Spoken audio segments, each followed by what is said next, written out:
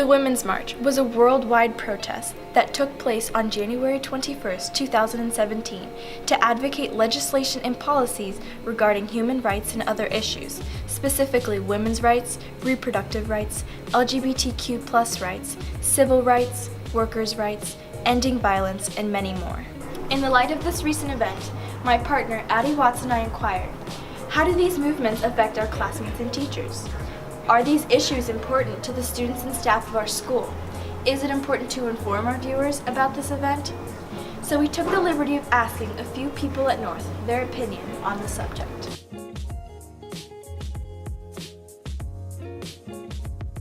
The definition that I'm most comfortable with for sexism is going to be prejudice based on gender. Now, that prejudice can take really any different forms. It can take, out and out discrimination, but oftentimes it can take the form of language that gets used. Yes, sexism exists, but I think the big question now is, does it exist systematically or on an individual level? And I'd say in America, systematically, no, it does not exist. But on an individual level, one-on-one, yes, you can be sexist to somebody. I've seen it, I've experienced it. I think you see it in small ways and in large ways in our society across all different types of people.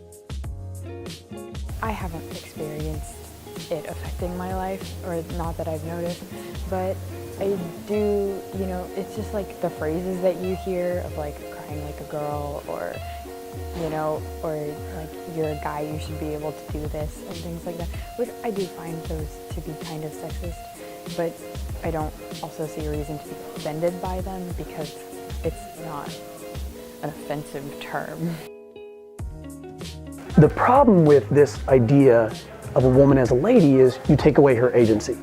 And you may be just trying to be nice, but again, that's bringing your expectations and your point of view and projecting that onto someone.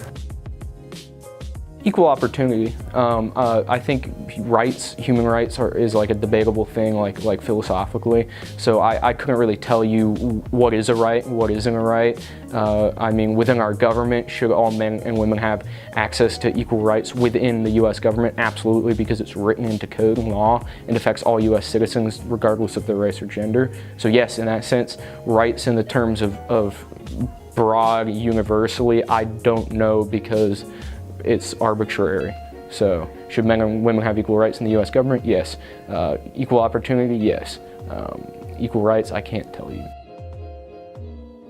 It can affect both genders, but specifically, it definitely affects women way more than it does men. In like the workplace, like the wage gap, women are usually paid less than men, and that's also pretty wrong, I think.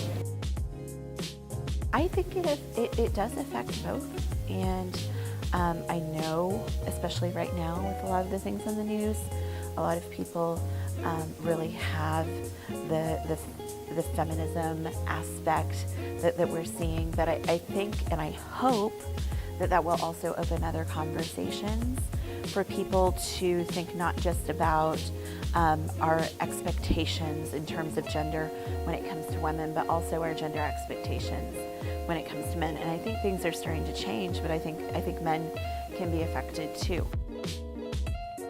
All the time. I mean, it's never okay. It's never okay. And I've alluded to this earlier, but again, I think a step for guys is to realize how they benefited from it, and to take that into account and realize how do we go from there. So it's never okay.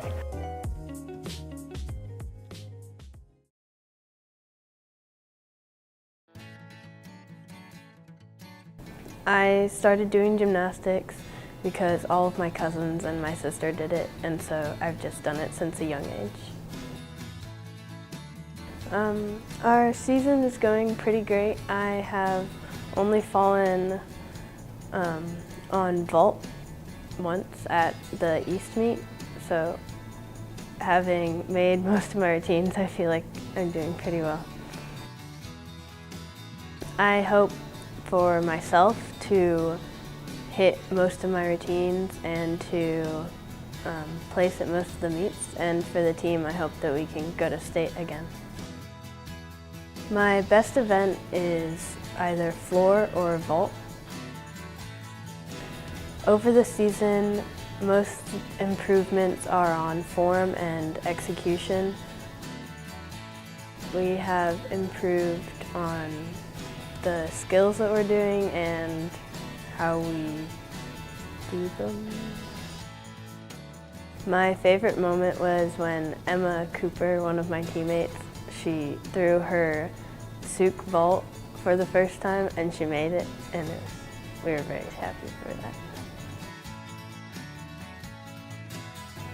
It makes my life very hectic, but it has helped me to learn how to organize my time and multitask.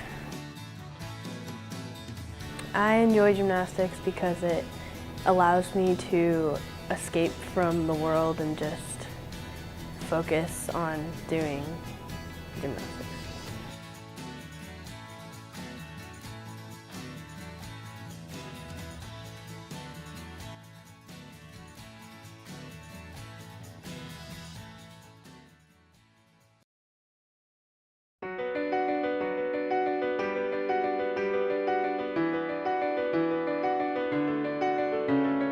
I'm Nadia Lomax and I'm a junior at North.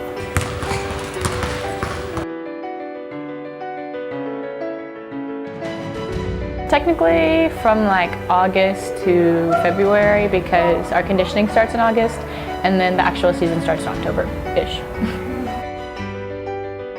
Number-wise, I play like the 4 and the 3, and those are kind of like power forwards.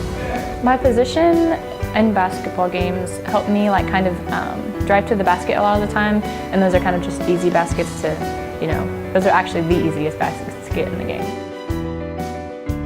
I started playing basketball about 3rd grade, I think. What kept me going was probably just the support that I had from everybody and how I had a lot of friends on every team that I had, and it just kind of like helps you get through the game and you just kind of get friendships along the way and stuff.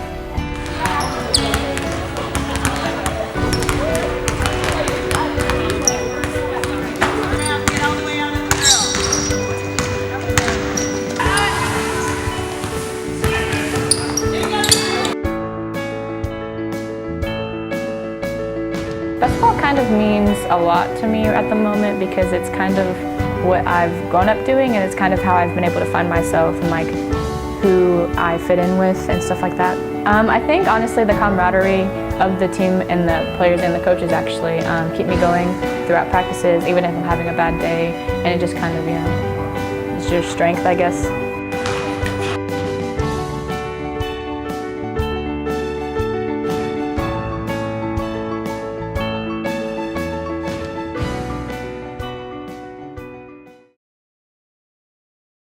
I'm Florida Tide. I'm Nicholas Stevens. And this is CN Supreme.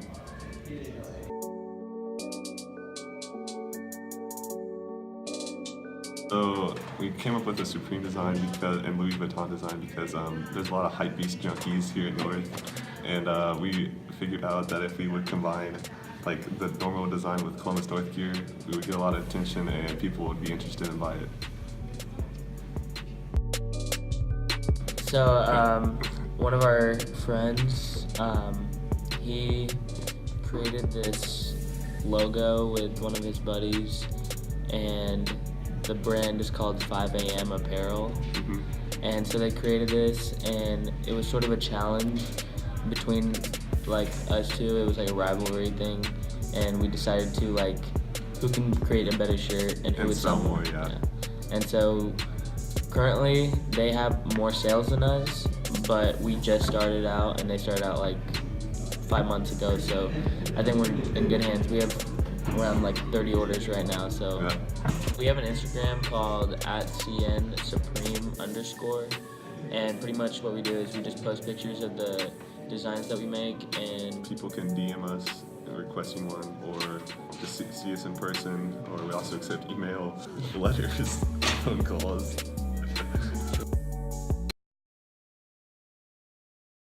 The diving team is finishing up their season. We spoke to Kyan Giles about how he's done so far his freshman season. Basically my brother made me do it, and so far I'm enjoying it. I was kind of nervous, was pretty new to it, but I was feeling good. I felt like I've improved a lot. By the end of this year, hopefully, I'll make it pretty far, maybe in the conference. My goals for next season to get at least a 320 and an 11 dive, and at least maybe around 200 in a 6 dive. Kyan is just one of the new divers on the team. This is Jared Green and Luke McDonald reporting for BNN.